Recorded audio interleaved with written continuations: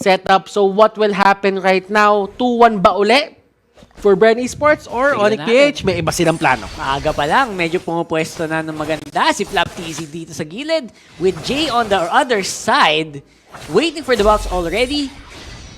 This is normal. I think this is a bit too normal. I was expecting a lot of early game aggression, pero Bren Esports, they're going with the flow here. Alam mo yung nakikita ko dito sa Bren Esports kung bakit sila sobrang successful is, ito si Ribo hindi nagsasawa sa mga heroes na pinipili niya. Oh, yung hero si Ribo dito, nakaipit lang ata sa 3 hanggang 5.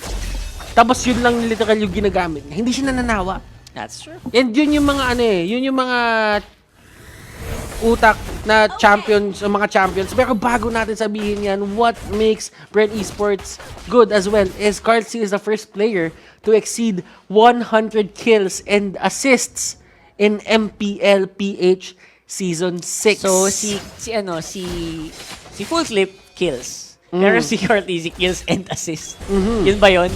Yung may difference nila? So I know si Full Clip kaka 100 lang din nung last week. Si Drake pala, sorry, 105. Yes. For Drake. So, si Carlsy, ibang level, no? Ibang level din yung kill participation niya. Kumbaga, yung sinabi doon ng fun fact natin, it's not about really the kills and the... Well, it is about the kills and the assists. Pero, if you take that in consideration na mas deeper meaning, kill participation. Di ba? So, eto Bren Esports dito, they actually go for the invade. Alam mo yon, it helps eh. It helps Raptor Machete stacks yan. Alam natin ayan yan. na, ito na yun. Nag-level 4 na sila at nagsimula na ang Bren na rumagasa. Ayan. Rumagasa. Agad it. Okay. Rumaragasa na ang Nakuha Bren, mo. mga tolski. Nakuha mo na. Pero ito the brush is there. Nasa magkabilang side sila and ayaw nila magbigay masyado. Si Carlsy dito, gagamit siya ng Thorn Rose to get away. And that is going to be it. Carlsy, in the other hand, is... Alam mo yun, this is the normal pacing na ginagawa ng Bren Esports. Oh, totoo. Onic-Ph, on the other hand, mahilig sila sa mga ganitong slow-paced na game din eh. Yep. They're starting to look actually reactive. Ayan, sa laban na to. Pero si Jay dito, nakikita mo naman kung ano ginagawa ni Flap. It's more on the idea na kapag ka natanggal niya, na-disarm niya, that's a proper term. Pag na-disarm niya dito si Jay at hindi magamit ni Jay yung skills niya, hindi siya maka-physical attack, mapapatakbo si Jay, automatic. And grabbing counter yun kung sakali. So hindi niya kaya makipag-1v1 basta-basta. Oh, look at this. Carlsy on the backlines. Basic dito, napagamit ng shadow kill. Let's see kung ano pa mangyayari dito. Ribo onto the side as well. He wants to help. Pero Jay, kinagat siya dito nung aso. And that will be the end of the fight. And Onic-Ph actually getting 1 kill out of that. Few will be the first blood of the game. Yep. And di ganun kalaki ang difference natin ngayon. Bren Esports though will have map control. Kasi nasa baba pa rin si Dealer, hindi pa rin makasal sa laban. Jay fighting in the middle of the turtle, flicker out! And he actually flickers in dun sa may trap. Not that it matters, pero still, this is going to be very important. Nakuha ni Venus dito yung turtle buff, and look at this. Tutumba si Carlsy, but still, are there more kills onto the side of Onic-Ph? That is the question. Flapsy dito, kumakalmot-kalmot. Dilar dito, paikot-ikot, and Jay will get the kill on Flap. Ribo dito, he wants more. He wants to make this even. Pero Ribo dito will go down as well. Dilar, tutumba din. And look at this fight. Few will be the next target. Onic-Ph, what is happening? Bren Esports, they lost control over that fight. That was really quick for Onic. Talagang hindi nila tinigilan. Once they had a footing, once they knew na may konting lamang sila, dire-diretso na sa laban na yon. And sobrang cool na talagang hindi flicker in si Ribo kahit sobrang baba na din niya. Para lang mabawi yung kill. That was impressive. The problem is, nagbigay sila ng stacks kay Jay. That was a double kill para sa Hilda. And that is Gillette Instant Replay #ShaveTheDay. Ang ganda ng ginawa dito ng Onic-Ph. They had understanding na nasa kanila pa rin si Hilda. And once Flap is down, automatic si Jay magpop off siya. Meron siyang ways to actually turn around the fight. So, ibig sabihin sila basic dito, ganito na yung gagawin nila. They actually push the middle lane, which is actually the hardest lane to push kasi laging yan yung binibigyan ng, alam mo yun? Attention. Ng attention kasi kapag ka nakuha nila yan, there are multiple entrances dun sa sarili-sarili lang jungle. It's true. That's all they want actually. Now, sila naman ang nabutasan dito sa gitna. And that is very good for Onic-Ph. Now, Flap-TZ trying to hunt down Iaknu, disarmed, pero yung skills niya ang tumatama, hindi yung normal attacks. Kaya makakataka siya ng maayos while the bottom lane gets taken care of naman.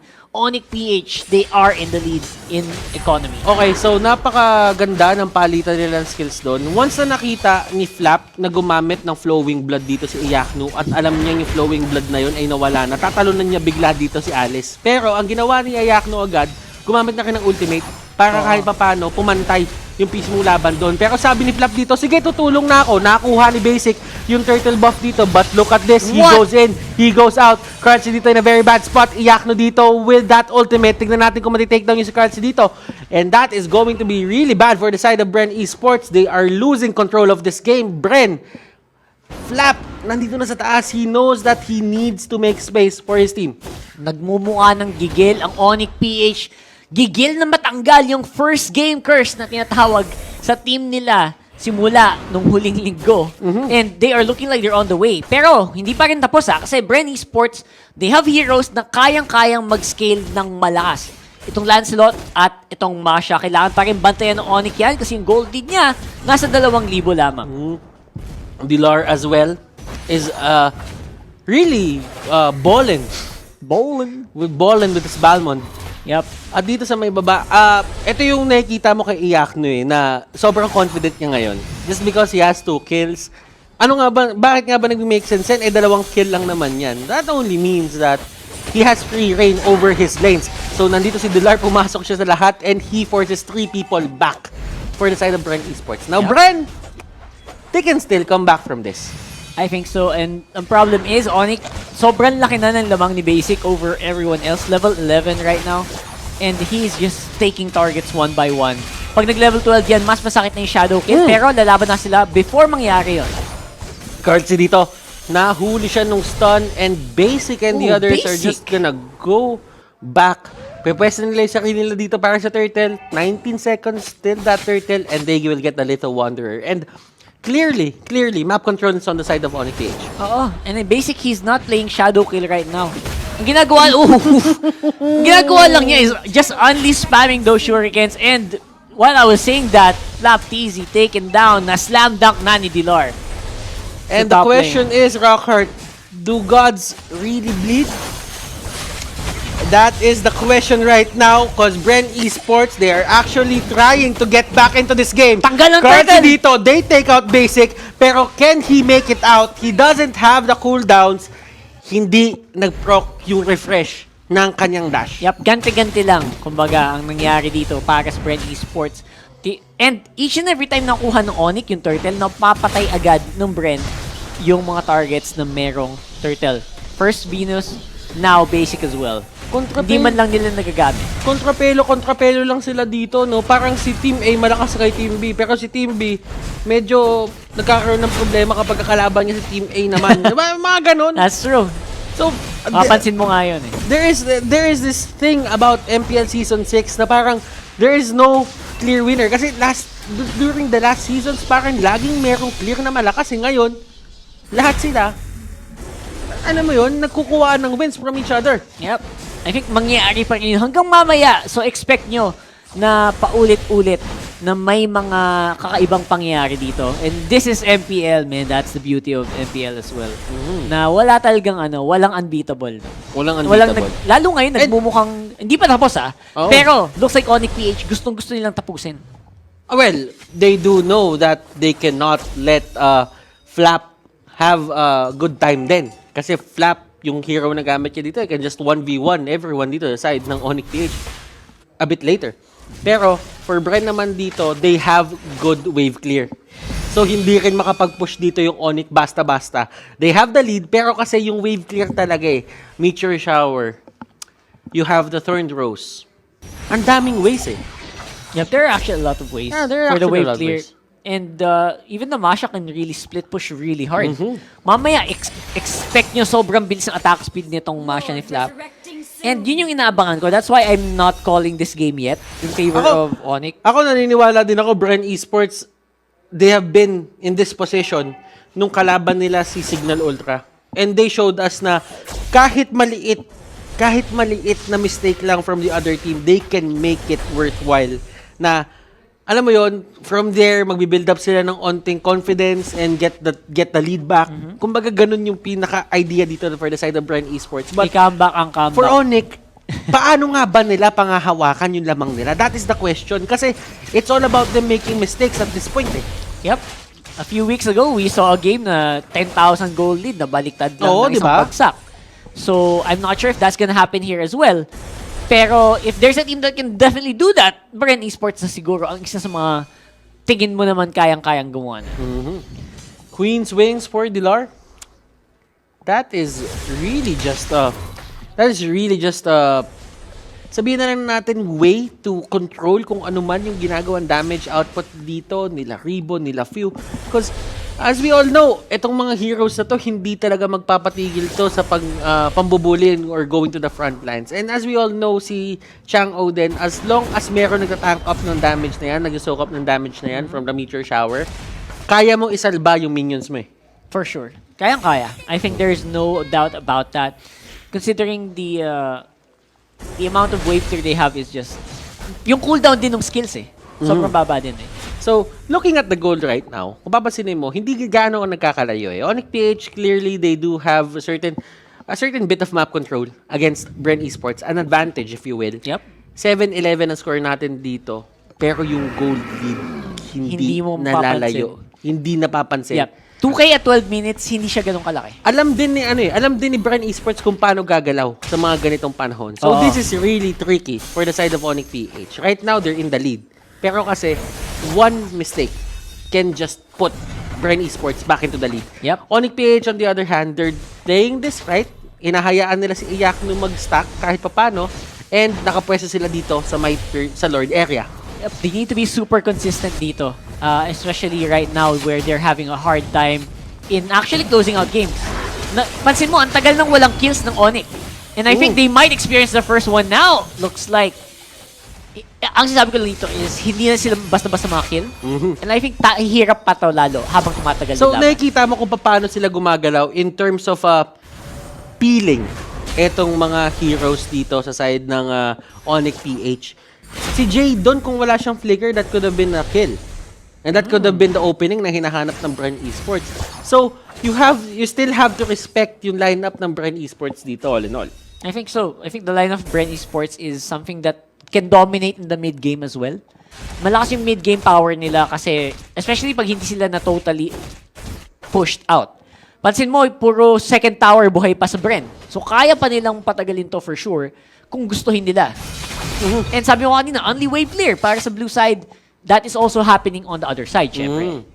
Pero kasi yung mobility, no? Yung mobility din ng Yung iba din mobility yung din ng nabibigay Onic, ng Grabe. ibang mobility na bibigay ng Rafaela.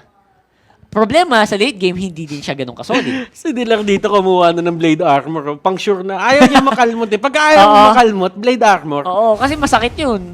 Oo, kalmutin mo yung may eto lang mga Tenik. As long as hindi nawa 1v1 ni Plap dito yung mga heroes sa side ng Onic-Ph, Yeah. okay lang sila. Pagka nag 1v1 na yung setup, that's going to be a problem. Pero dun sa may taas, they're actually trying to get few. Pero with the flicker, it's there. Dalawang flicker yung nasayang nila dito for the side of Bren Esports. And that is good on their cost to ending this game. Carlsi dito still has the dash. And si Iyakno dito, sobrang aggressive. Ay, masakit din si Iyakno right now, ha? Pero Surpressed is there. This could be a bad spot for the side of Bren Esports. And look at this, Meteor Shower. They're trying to make this their own. And wow, walang masyadong nagbibigay ng space dito. And kung ano man yung kalamangan kanina, you don't feel it kasi nagno-normalize ulit yung mapa natin. Yep. Mga pantay-pantay na, that gold lead doesn't feel as solid as it was earlier. Kanina siguro malaki yan, mga 6 minutes, mga 5 minutes. But right now, at 14 and a half, almost 15 minutes, it looks like an even matchup. And both teams are waiting for the other team to make a mistake, especially around this objective, which will be happening right now. Inuunti-unti na basic yung Lord. I think he's trying to bait Bren to go into position. Clearly, these two teams Holy really Crystal. want to win. Hindi sila gumagawa ng kahit anong trivial na move sa may mapa. They're being very disciplined. Ayaw nilang gumawa ng isang big play dito na mag 50-50 sila pareho. Although this is the time para kay Bren Esports na i-contest etong Lord take na to. They cannot afford to give this up. Ito, Bren Esports are looking at this and sabi nila, kaya ba natin take now to? Basic, nahampas, nahambalos, and will be forcing the Lord to go back. And Okay, Iyakno dito. That is actually a very good play. Pero basic on the backlines. Nahuli siya ni Flap dito. Alice will get that Popol and Kupalasti. Uranus will get Hilda. And that is going to be a 3-4-2. Wala silang retribution. Onic-Ph. That was the mistake na inaabangan dito ng side ng Bren Esports. Nakasabi lang eh. Nakasabi lang natin eh. And they gave a lot of space doon for Bren Esports to regroup. Nakuha din ng Bren yung inaasam-asam nilang Lord. Pero andito na ang aggression from the side of Bren. Onic-Ph, will they fight this? That is the question. Carlsi dito trying to go for a kill. Flowing blood sa may pinakalikod. Pero Phantom Execution is there. Rafaela will go down. Dilar, will he go down as well? No, it won't happen. But the Lord is still on the side of Bren Esports. Isang one-time, big-time lang ang kinailangan ng Bren, taking down the turrets all around the map. Not to mention, meron pa silang Lord nag-push doon sa top lane. This could be big here. Para sa Bren Esports, kaya na yata nilang tapusin to. Pag pumayos sila ng maganda. Ang tagal ng katahimikan eh. Ang tagal, Ang tagal ng katahimikan. Umabot tayo ng Nagtitigan 15 minutes. Nagtitigan sila ng sobrang... Oh, yun. Naku po, walang tinamaan. Medyo Sayang. napatid. Yun lang. Pero still, it's gonna be a fight here under the base of Onic-Ph. Nasayang yung charge ng Lord. Nasayang yung charge ng Lord, but no matter, andito sa base. Oh, hindi pala doon sa may base na tama, doon sa may middle lane. Basic dito, trying to deal as much damage as possible. Pero Flap! Kinalmot ang base. And